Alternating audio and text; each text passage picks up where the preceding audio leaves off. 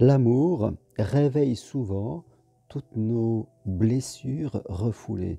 Bonjour, vous me connaissez, Germain Roncary, psychopraticien de vie sentimentale et organisateur de marches d'évolution sur le chemin de Compostelle où nous parlons d'amour.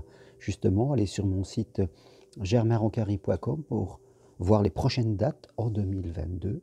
Et si vous avez des questions sur votre vie sentimentale, une interrogation, prenez rendez-vous avec moi, c'est possible à distance et en un ou deux rendez-vous, je peux vous apporter vraiment des clés importantes d'évolution. Et c'est vrai que la vie sentimentale va souvent chez les personnes qui ont refoulé, qui ont enfui, qui ont oublié des blessures qu'elles ont eues de l'enfance, des manques d'amour, des manques d'estime d'elles-mêmes. Parce que l'amour, c'est la capacité à être aimé par l'autre. C'est croire que l'on peut être aimé pour ce que l'on est, avec, je dirais, ses forces, avec ses vulnérabilités.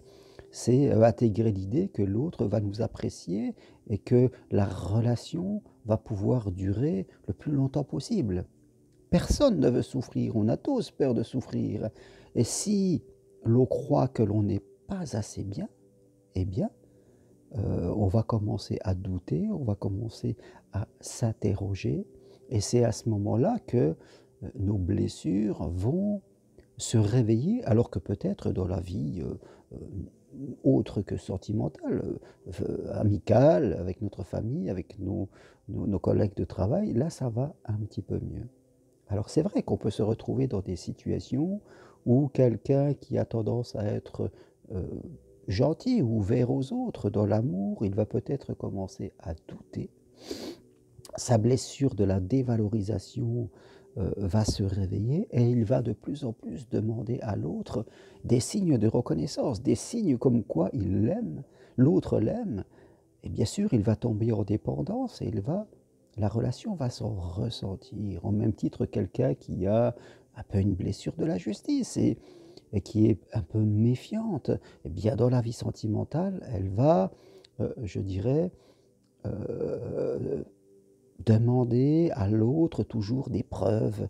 Elle ne va pas être dans un lâcher-prise, dans une spontanéité, et elle va retrouver des comportements qu'elle avait peut-être avant quand elle s'est adaptée. Parce que toutes nos blessures proviennent de notre enfance. Et comme nous sommes tous obligés de nous adapter, de construire une persona, comme le disait Carl Gustav Jung, c'est-à-dire un masque, pour nous adapter et être acceptés dans notre environnement, eh bien, en fonction de l'ambiance qu'il y avait à ce moment-là dans votre famille, vous avez développé des comportements, que ce soit un trop travailleur, un trop gentil, un trop méfiant, trop effacé. Euh, En fonction de ce qui était autorisé, permis, interdit, en fonction de ce qui était récompensé, voire puni, vous vous êtes adapté et vous avez développé un comportement, une persona qui devient quasiment un double moi dans votre vie. En général, tout va à peu près bien dans nos relations aux autres quand on est dans la sphère professionnelle et sociale, mais dans la sphère sentimentale, alors là, hein, on va se retrouver comme quand on était enfant, à vouloir s'adapter à l'autre, à savoir s'il va nous aimer. Et là, nos comportements changent. On passe de l'état d'adulte à l'état d'enfant. Avec toutes les conséquences que ça a en fonction de notre blessure, comme je le disais, hein, le trop gentil qui demande des signes, le trop méfiant euh, qui lui est trop lent, attend trop, le trop effacé qui ne s'exprime pas. Voilà. En nous allons faire une régression temporelle. Et si nous sommes deux, parce que souvent quand on est comme cela, on va se synchroniser avec quelqu'un qui peut-être lui aussi est dans son ombre et dans sa blessure pas la même que nous. Et on s'aperçoit que des fois, on voit des gens qui veulent aller vite pour se rassurer et d'autres qui veulent aller lentement pour être calmes. Des gens qui demandent beaucoup et en face, quelqu'un qui ne demande rien. Donc, on va avoir des blessures qui seront différentes, avec des comportements différents. Et là, on ne va plus se comprendre parce que, fait de compte, les deux personnes qui forment l'union à un moment donné ne sont plus dans leur adulte, mais elles sont tous les deux tomber dans leur enfant intérieur blessé. Et ça, il faut en avoir conscience.